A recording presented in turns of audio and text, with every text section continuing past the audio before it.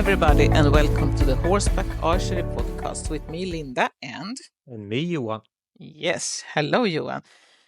Today's episode we actually recorded for like 1 week ago with this guest in Swedish, but we thought it was a very interesting subject and very touching subject. And a very important subject. Yes, very important. Yes. And we decided to do a similar episode in English. It's a bit heartbreaking subject. It's the situation for our horseback archery friends and all the other people in Ukraine and horses.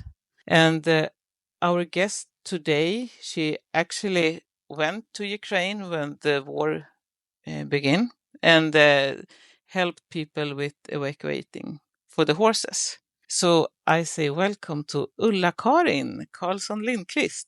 Thank you. I'm really grateful that you wanted to join us, even if this episode is in English. But as Johan said, it's a very important subject. I think it's soon 3 years since the war started in Ukraine, and I think a lot of people in the world have I don't know, it's just always there. We have what you say. Normalized it. Yes, thank you. But it actually continue and it's affect both horses and people and children and all the other animals. But I think, can't you start with a few words about who are you? Well, I'm a retired police officer. I've been mounted as a horses for 30 years. I'm training horses and riders in Sweden to be safe with each other and so on. And I also am a volunteer in Ukraine. I've been down there for 6 times now and been around in the whole Ukraine, even in the east and the north. I've heard, I've seen, and I've felt what happened. Yes. And we can say that you actually, even if you are retired from the police, you actually do this training as a company. So you're like a self-employed company with with security around horses and people. Yes, it's about how to, people are often very afraid of riding. Yes. They won't admit it, maybe, but they are, and they don't know if they're can I ride out today or not, and so on. And that is because we read our horses wrong. We read our horses, what they do and so wrong, because we are thinking like a human being and a horse are thinking like a horse. I'm not sure we are afraid of riding. We are afraid of falling off. Yes, of course. But Yeah. it's a part of it. Yeah. It's a part of riding. Yes. It's a part of Yes, life. yes. You Yeah. have to take risks. If you don't take the risk, you can never, if you don't try, you can never win. You can never succeed. Yeah. Very true. How long time is it you stay when you go to Ukraine? It's depending on the trip. It could be sometimes just for a couple of days, sometimes for about 3 weeks, depending on what we are going to do, how we're going to, where we are going, and so on. And that you don't never know. You can never tell. I'm going to stay 2 weeks. I'll go home this date, because you never know if it's possible to go where we want to go, if it's possible to go back home and so on. So and when you are in Ukraine, you often get a telephone call or WhatsApp message or something. Can you help us? And that country, city or part of Ukraine could be like 1,000 kilometers away. And it takes time, so you never know. But around 2 weeks. When did you go the first time? It was in November 22. It was the first time. So the war had been for like half year. Yeah, for a half year. So, and I see you can also from that time until now see the difference, good and bad. What was it that made you go for the first time? I heard they wanted drivers on lorries to evacuate horses, and I've been a horse person all my life. So I wanted to go there to help because I was thinking, if this happened back home here in Sweden with my horses, do I need help? Do I want help from others? And the answer to that is yes. So it's why this I didn't think of it. I just wanted to go and decided to go if possible. Yes.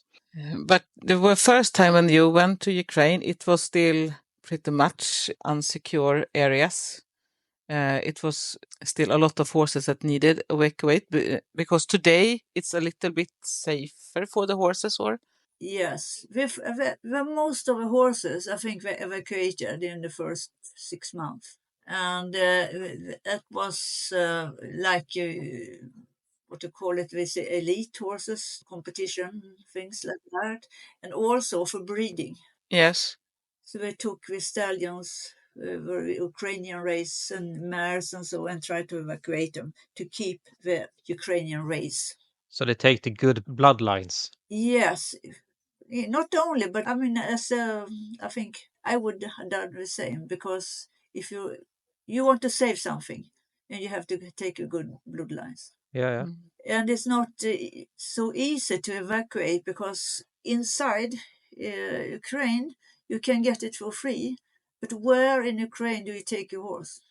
Do you have a safe place? It's no safe place in Ukraine, but it's more or less safe. And a lot of horses went abroad, to Poland, to Slovenia, or whatever. And as you cross the border, you have to take care of everything self with money and pay for it, and so organization. There is organizations, but you have to have the money and support your horse. Yes. So a lot of horses today they try to sell from Ukraine. And sell them to bring them back after the war ends. Not to sell them. No, from the beginning, I wanted to evacuate to take them back after the war, but now it's 3 years. So they have like what do you call it? Not giving up, but think that well, when is the end coming? So they want to sell the horses, to save the horses, and to I don't know. Yeah, preserve the race and Yes, and also if you have a horse, you love your horse, you want the best for a horse. Where is the best for a horse? Is it in Ukraine or is it abroad? If somebody abroad want to buy it, and they also many horse owners they need money, Yes. and if I sell the horses, I got a little bit of money. Some of them have a lot of horses. If I sell some of them, they can provide for other horses. So they are in a bad position. Whatever you do the wrong thing. Yeah. It's not easy to take the right decision when you don't know what the future will take you. Yes, but if you keep your horse, what can happen? You never know where the drones are. You never know where bombs are.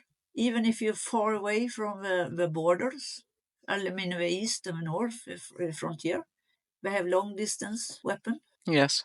So you never know. And will they be able to provide for horses next year in Ukraine? You never know, because you also have the weather conditions to think of. You have a lot of where the Russians been on the fields. If the Russians left, they left also the mines, foot mines.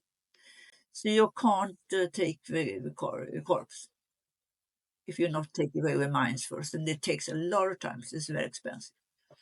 And there's also a lot of things. I mean, what goes up in the air and comes down will be spread out. Metal, grenades, whatever.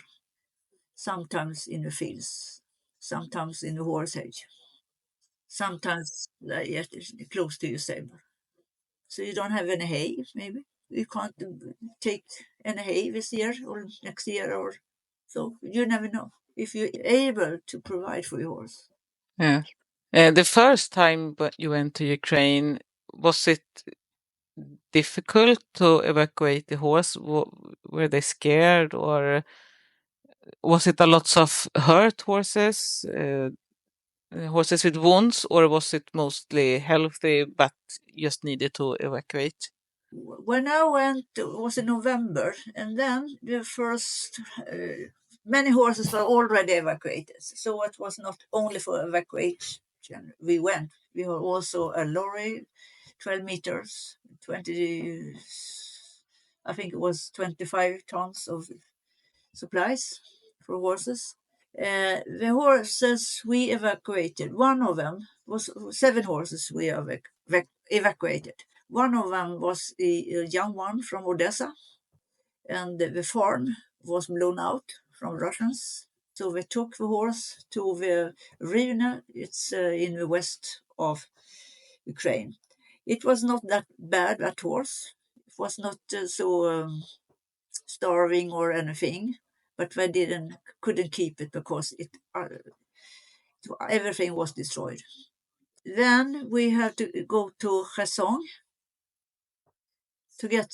First, we're going to Kherson with 4 tons of hay because they had been occupied. And a couple of weeks before we went, the Russians had left. The Ukrainians took back this area. They didn't have any food. They didn't have any straw. They didn't have anything because they'd been occupied. So they needed food badly. And their horses we evacuated from there was very thin. Was it Ukraine hay, or did you get it from outside the country?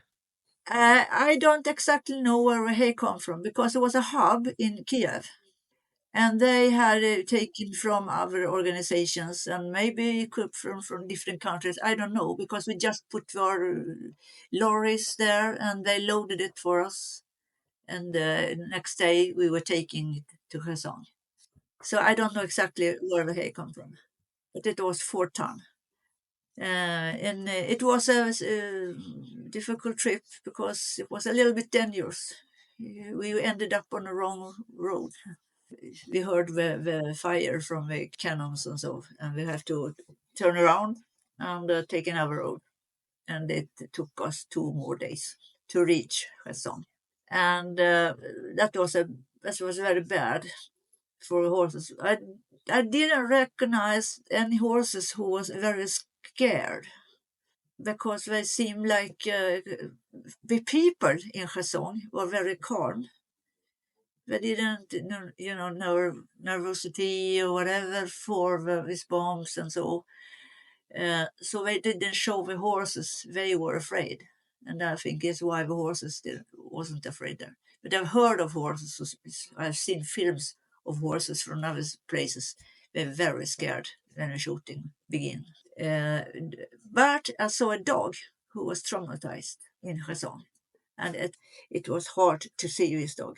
Yeah. But they didn't have any. They didn't have anything during the occupation. So we have to try to get some from fields from the side of the roads or whatever. We try to take the horses out on the main road to the side of the main road or whatever they can find something to eat for. How is it with water? They had water, yes. It's good water. It's not contaminated. It was no also in Ukraine you don't drink the water. You buy bottle of water because if you drink it you get a little bit sick. I know I didn't want, but the horses are more resistant for that kind of things. No problem with water in Kherson, but that was in the winter 22. In the spring 23, they blow this water Kashoka pond. The Russians blew it up, and there was floods of water in south of the dam. No water north of the dam. Yeah. This was actually on the news. It was pretty awful to see the picture of animal and people that was trying to save themselves in the top of roofs, and where it should be roads, people were going with boats and try to save as much as possible. Yes.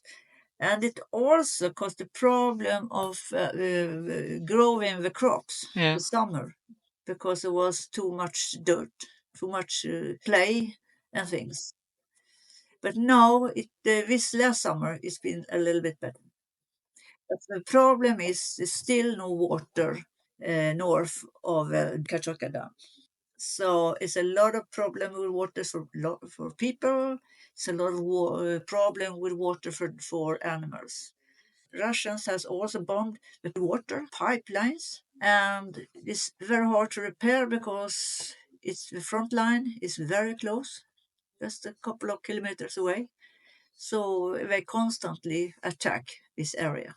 Yeah. So they have to take with the water tank vehicles. And the town maybe it's 100,000 people. Wow, that's a lot of people. Yeah, and they also try to dig for water, 32 meters, no water. That's deep. Yeah. And fire department and so tries to get water out, but it's very hard because when you're also on attack. Yeah. I was there last time now. We were on attack. We were sitting inside the school with thick walls, but outside alarm went on and then there was that shooting. And it's a very odd feeling. Yeah, for sure. And the horses in that area, well, I wouldn't have my horses there. No, of course. Do you know any number of if there is a lots of horses that has died during this war? No, I don't have the numbers because they don't have this registration what we have here. Okay, yes. So I asked for it, but they don't know exactly. What I know was before the war was 100,000 horses or more Yeah. in Ukraine. But how many today? Maybe I don't know. Maybe 50% or so. But I don't know because if they're not registered. It's most likely also very hard to report in if if some horse die or if they move. I would guess at least that the communication is kind of shit at the moment. Yeah. Yes. Yes, the communications are good, sometimes not, sometimes. Depending on what area. If it's close to the front border, it's very bad. And that's because of security. They don't want the Russians to listen to the conversation. Yes, it's understandable. For sure. Do you know if there are a lots of other horses that have been traumatized during the war? No, I don't really know exactly, but I know there are horses who are traumatized. And I also know that we have some mares who had the foals, taken the foals from them because the mare are traumatized. They don't want the foal to be traumatized. But I don't know if it's good or bad because if you take a foal from the mare, could be more traumatized. Because if your foals get traumatized, it's the best thing I think is to take you to, take them away.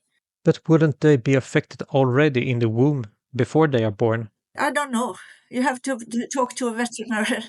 I would guess at least that all the stress hormones would affect the baby. Probably, yes.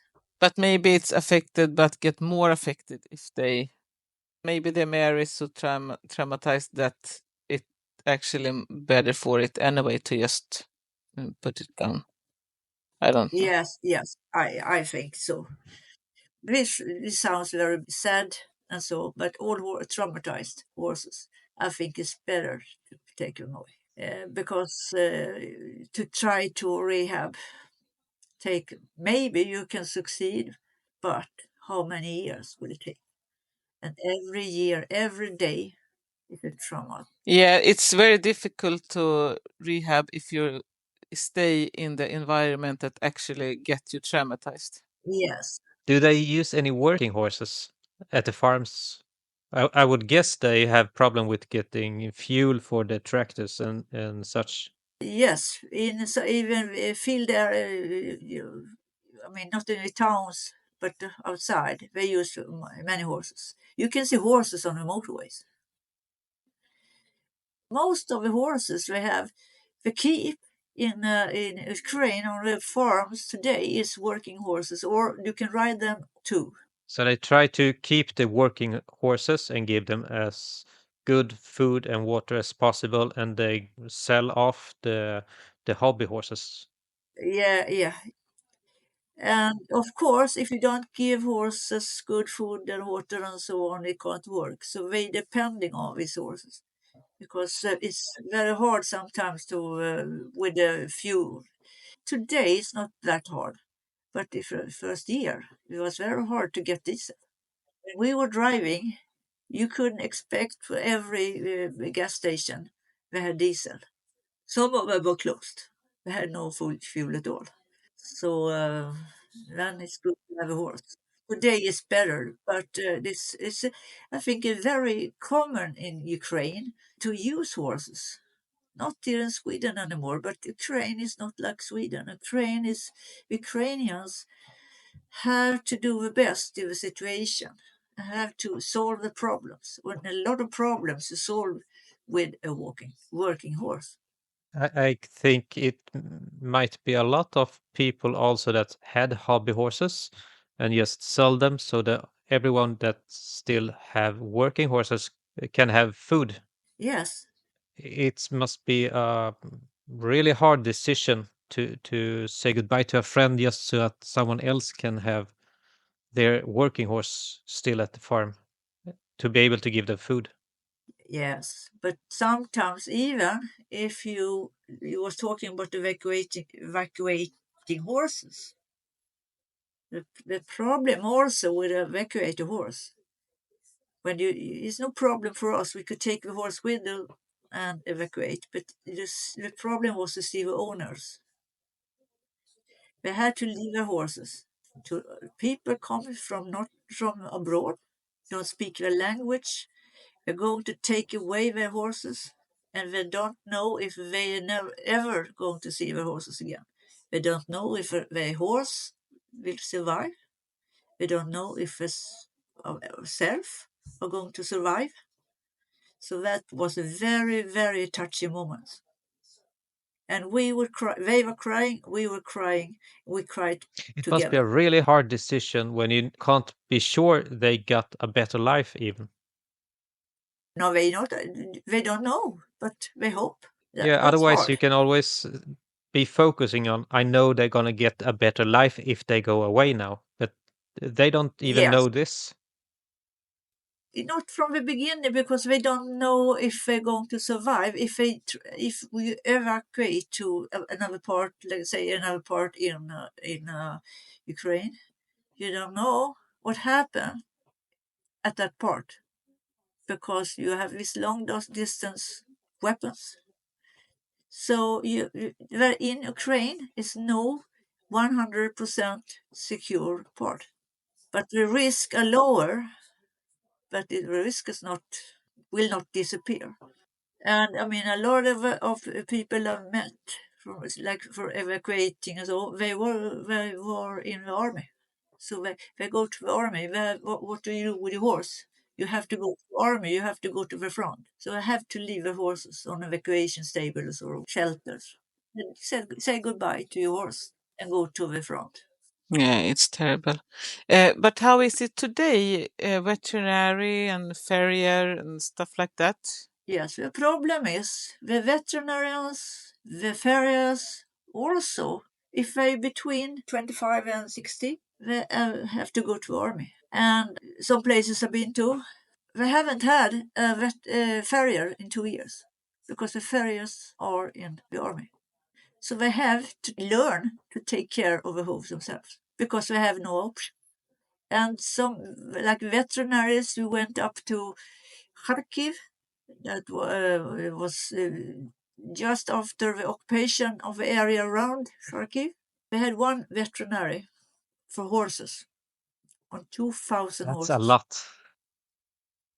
Other were away from Norway, they were killed or have flown away or whatever, taken prisoners. So one horse veterinary on 2,000 horses. He had a clinic, but it was destroyed by the Russians. So he could do the easiest thing to do. He couldn't make the operations things because his equipment was destroyed.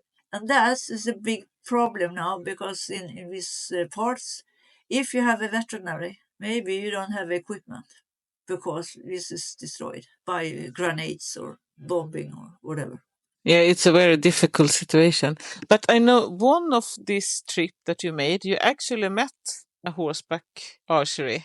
Yes, I met her first time was my first trip up in the north. They've been from the beginning. We were occupied by the Russians because they live close to the border for Belarus, and Russians came from Belarus and attacked Ukraine. Then they have a farm. She and her husband, young couple, had horses and cows and so on. Some of the farm was destroyed, or we had some in the stable, no roof because there's big holes in the roof and so on of grenades and things. And we were delivering things, food and things for horses and for other animals. And now I visit her again on my last trip with Natalia group, Yeah. and they had repaired most of it, but not all. But they still try to survive. From the beginning, she had I don't know how exactly how many horses. She had also horses for mounted archery. She had to sell them because they keep the horses they can use for work. Yes. And now they try to survive, to grow things, to make cheese and other things from the cows they have and so on, and go to the market, sell things at the market. But we don't know. Almost every day we have drones in the area, and we never know if the drones are carrying something. Yeah. So they have to live day by day, but they have to survive, and they survive. They change their life. They change their way of living just to survive. What is her name? Her name is Maringa. They pronounce it a little bit different in Ukraine, but Maringa. Yes. Yes. Yes, and she and her husband Vlad. They've been horse archery. They've been, I think, performing on shows and things like that, like we have with fan heter riddare. Like these medieval night shows. Yes, but it's not. Since war began, I can do nothing of it. It's sad. They have to stay at home and take care of the animals. Yeah. First time I was there, they had no windows because everything was blown up. Oh my God. Yeah. And that was actually November.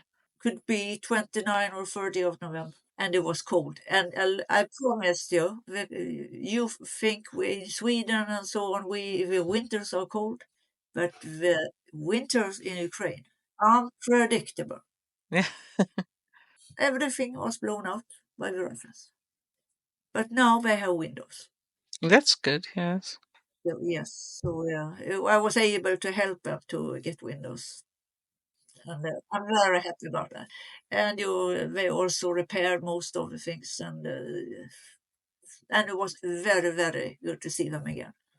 Yeah, I think when you met each other during these circumstances, you get a special connection to people. It's like even if you don't have spent so many hours together, you are still friends for life because the whole situation make this connection bond so strong. Yes, I think so too. Because I've met a lot of people I've never met before, and still have contact, even if we got a couple of years ago. So we have our contact, and if I also met other people for a second time or third time, and it's like we met yesterday, friends forever, because we never forget what we do when we help them. We never forget. And if you want somewhere to eat, somewhere to sleep, or whatever, no problem. One place we was going to overstay overnight, and her husband were ill, suddenly. So they couldn't do it. They called their neighbors, and we could stay with the neighbors. And we left. I mean, people we'd never seen, never met before. But everybody opened the doors for us, and the kitchen, and yes, wonderful. Yes. I think we maybe have some listeners that want to know if they still need help and what can they do if they want to help? What is the needs? The needs are food for horses.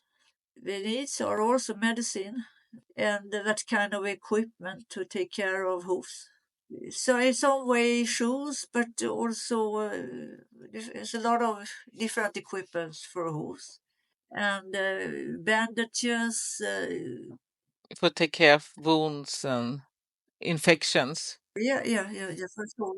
Infections like this, they need it because it's not like here you go to a shop buy it because sometimes it doesn't. You can't get it. Yes. I think maybe if you think how the life went during the COVID, it was a lots of animal health care that had to step back because there was no medicine, there was no material because it was so many uh, ill people and sick people. So a lots of animal health care had to wait. And then you can think if you first had COVID and then a war, then probably they need equipment, medicines. Yeah, yes. And it's very frustrating if you have like a veterinary, but you don't have equipment. The veterinary doesn't have equipment. I mean, how would you feel like a veterinary? I can do it, but what with what? Yes. How is it with medicine that's past date? So if you have old medicine, No problem. What happened with medicine of with medicine of past date, maybe with some years, maybe the effect is a little bit lower, but it's perfect to use. so if you are thinking you shouldn't use it to your own horse, you can send it to Ukraine and help the people down there. Yes. The problem is here in Sweden, everything that passed this the date is going to be destroyed. Why? They don't care if it's been past the date because their decision is this medicine or no medicine. And what would you do yourself if you have had to take this decision? This past the date or no at all, not at all. So think of that. I wouldn't say it's any hard decision. Either you get a cure or you get nothing. Yes. And it's also very good because I have good connections like here in Sweden with some veterinarians. They don't give a shit about the expiry day. If expire, they can't use it in the clinics, but they give it to Ukraine instead of destroy it. But if you are a farrier or a veterinarian and want to help, is it possible to go as a volunteer to Ukraine and help the horses? Work as a volunteer? Of course, not go yourself, but have some kind of organization taking contact with them and ask. There's a lot of them, veterinarians, because we have this. Veterinary without board? Yeah, you have and the wild animal rescue center. You We can have do it like this. I can get all links from you and we can put it both in Facebook and down in the Spotify link. yeah, that's it. Yes, so they need it, and they have also shelters for horses and donkeys and things on different places, and we also need to take care of the hooves. But I think a lot of people wonder, isn't it scary to be there? I mean, you get this flight alert. I don't know the name in Air English right now. alert. Thank you. Um, is it scary or is it dangerous? When you are there, you don't think like that because when you are in Ukraine, if alarm goes on or if you heard, like I had sometimes, a couple of times heard the bombing, I heard when we go down in the earth, on the ground because you have its shakings and so. You can't do anything about it.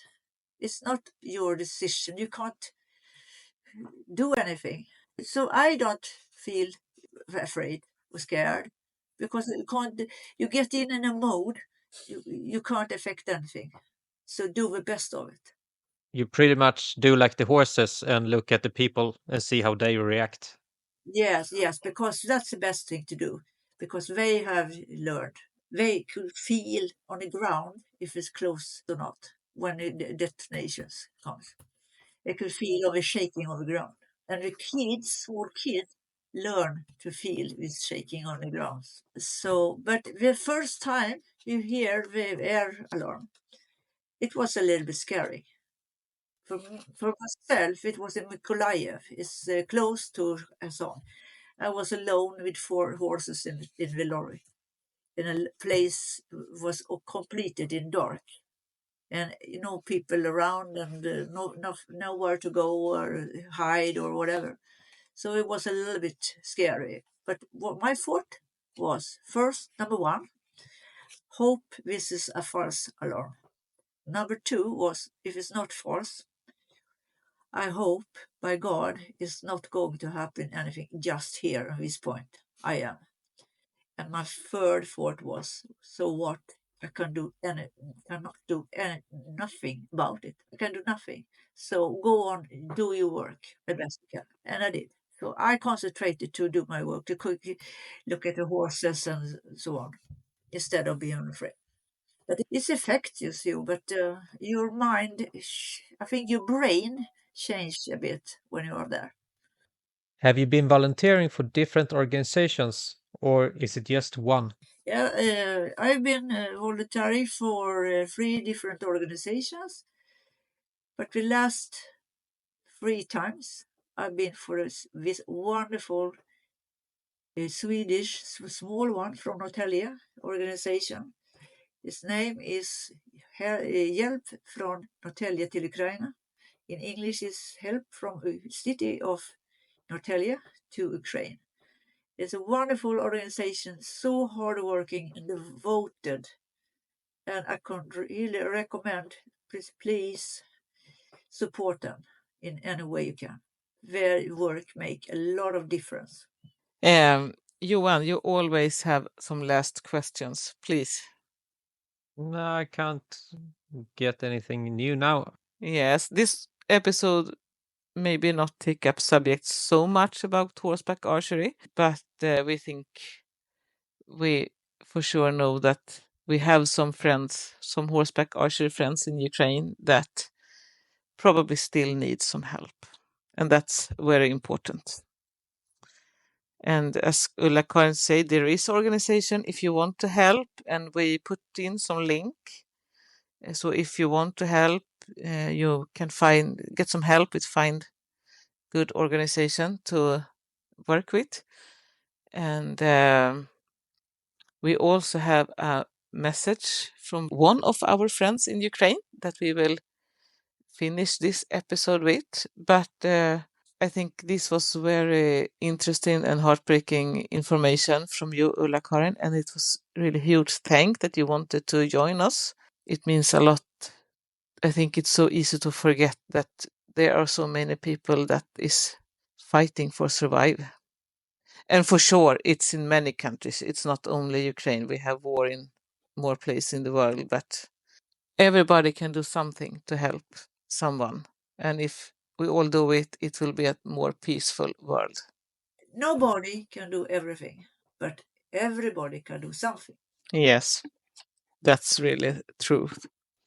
I remember something we forgot from the Swedish, the flies and the insect and how big of the problem it is. And they really need something to help the horses to withstand the insects. Yes, in Ukraine, yes, they have a lot of problems. So they need that too.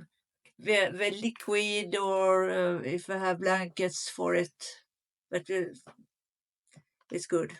When I've been down in summer, I have to go to I have a little bit allergy. I have to go to the doctor where I go from because it's so affected of these insects. Eller vad säger Johan? Mm. Ja. Ja, precis. Nej, men jag tänker så här. A really huge thank to you, Ulla-Carin, for being with us this episode. It was really a lot of things to take in, and for sure, next time we will go back to the subject about horseback archery, when we will have new guests from other parts of Europe. And I think for now, goodbye. Goodbye, everyone. Goodbye. Thank you for listening. And here comes the letter from Maringa regarding horseback archery. Very few people train now because people have other priorities. Constant rockets and drones, nervous tension, and lack of motivation.